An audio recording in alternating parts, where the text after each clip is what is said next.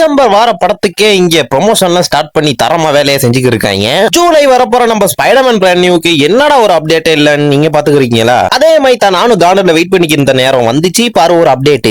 ஏற்கனவே ரெடி பண்ணி வச்சிருந்த டீசரை வெளியிடுறதுல எந்த ஒரு பிரயோஜனமும் இல்ல. ஏன்னா அது லீக் ஆகி எல்லாமே பாத்துட்டாங்க. உங்களமா இல்லடா நாங்க அரைச்சமாவே திரும்ப இருக்க அரைக்க மாட்டோம். இப்ப பாரு ஒரு அப்டேட் ஒன்னு வருதுன்ட்டு புது டீசர் ஒன்னு ரெடி பண்ணிக்கிருக்காங்களாம் guys. புதுசா அதுக்குன்ட்டு செட் எல்லாம் போட்டு திரும்ப ஒருக்கா ஷூட் பண்ணிக்கிருக்காங்களாம். வளமா போலத்தான் நம்ம பையலுக்கு சும்மா இருக்க மாட்டாங்க. எங்கடா லீக் பண்றேன்னு லீக் ஆக்கி விட்டாங்க.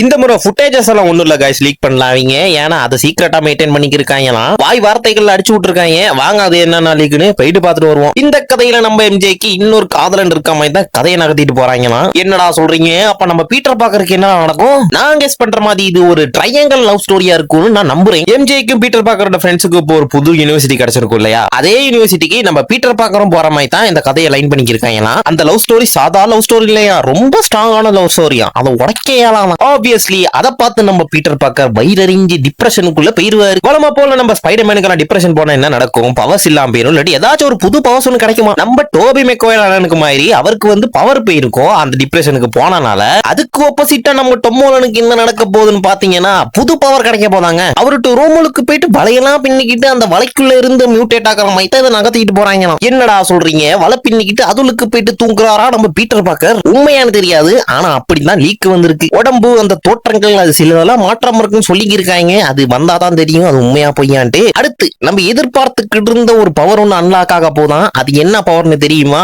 Organic web. நம்ம டோபி மெக்வயர்னுக்கு மாதிரி நம்ம டொம்மோலனுக்கும் கையில இருந்து வள வர போதாங்க வித்தவுட் வெப் ஷூட்டர். அதனால தான் இந்த முறை ஸ்பைடர்மேன் ஸ்விங்கிங் எல்லாம் ஒரு வேற மைக் இருக்கான். வளம போல இல்லாம இது ஒரு வேற மாற்று ரீதியா கொண்டு போய்கிட்டு இருக்காங்க. நம்ம டொம்மோலனும் என்ட்ரூ கார்ஃபீல்டு வளம போல வெப் ஷூட்டர் தான் பாவிச்சுக்கிட்டு இருப்பாங்க. அவங்களுக்கு அப்படி ஒரு பவர் வந்துச்சுன்னா நல்லா இருக்குமாங்கிறது தான் என்னோட தோட்டு. என்ன பொறுத்த வரைக்கும் அது நல்லா இருக்காது. ஏன்னா நம்ம டொம்மோலனுக்கு அழகே அந்த விதவிதமான வெப் ஷூட்டர் செஞ்சு வளவலையா விடுறது தான். அந்த டெக்னிக்கல் அனாலிசிக்ஸ் வந்து அங்க இருக்காம போயிரும். அதைத்தான் நான் யோசிக்கிறேன். நல்லா இருக்குமா? அடுத்த லீக் என்ன அடிச்சு விட்டுருக்காங்கன்னா இப்ப மியூட்டேஷன் ஆகிடுச்சு தானே, அது வேற மாதிரி உடம்பெல்லாம் மாறி அந்த மியூட்டேட் ஆகி நம்ம அல்கனை பார்க்க போறாராம் நம்ம ஸ்பைடர்மேன். திருத்தம், அது அல்கல்ல நம்ம ப்ரூஸ் பேனரை தான் பார்க்க போறாராம். சோ நம்ம ஹல்க்கு தான் அந்த ஸ்பெல் போட்டவனைக்கு நம்ம ஸ்பைடர்மேன் யாருங்கிறது மறந்து போயிருக்கும். ஆனா ஹல்க் வந்து ப்ரூஸ் பேனரா இல்லையாங்க. அதனால நம்ம ப்ரூஸ் பேனருக்கு ஸ்பைடர்மேன் யாருன்னு ஞாபகம் இருக்கும். அது மட்டும் இல்ல, நம்ம ப்ரூஸ் பேனர் அதாவது ஹல்கோட ஸ்பைடர்மேனுக்கு ஒரு பெரிய ஃபைட் ஒன்று இருக்கும். ஹல்க்னா சாதா ஹல்க் இல்ல,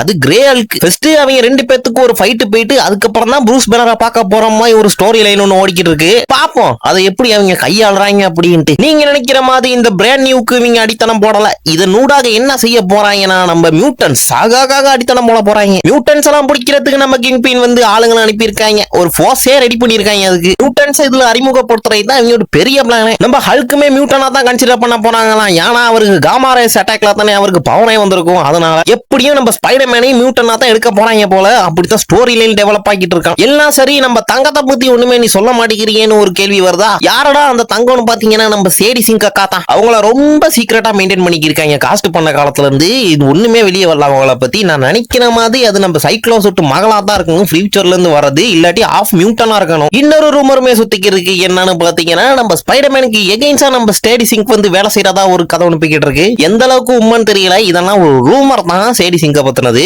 மியூட்டன்ட் எல்லாம் பிடிச்சி அந்த அரசாங்கத்துக்கு கீழே வேலை செய்ய வைக்கிறது தான் நம்ம அந்த ஸ்குவாட், ஸ்பெஷல் ஸ்குவாடோட வேலை. அவங்க அங்கிட்டு லைட்டா தான் டீஸ் பண்ண போறாங்க. மெயின் வில்லனா இதுல யார் இருக்க போறான்னு பாத்தீங்கன்னா நம்ம ஸ்கார்பியன் தான். ஸ்கார்பியனுக்கும் நம்ம ஸ்பைடர்மேனுக்கும் தான் பெரிய ஸ்டோரி லைன் ஒன்று டெவலப் ஆகிட்டு இருக்கான். ஃபார் மோம்லயே பார்த்தோம். கடைசியா என்னமோ அந்த பைய போயிட்டு பண்ணக்குள்ளேயே வெறித்தனமான ஒரு கதை ஒன்று ரெடி பண்ணி இருக்காங்க. பாப்போம் அது எந்த அளவுக்கு சக்சஸ் ஆகும் அப்படின்ட்டு. இந்த ஸ்பைடர்மேன் பிராண்ட் நியூ டே லீக்க பத்தி நீங்க என்ன நினைக்கிறீங்க? கமெண்ட்ல கொட்டி விட்டு போங்க. அடுத்து என்ன மாதிரி லீக் வந்து அப்டேட் பண்றேன். மறக்காம நம்ம சேனலை சப்ஸ்கிரைப் பண்ணி வச்சுக்கோங்க. டீசர் ஆகட்டும், அதுக்காக தான் வெயிட்டிங்.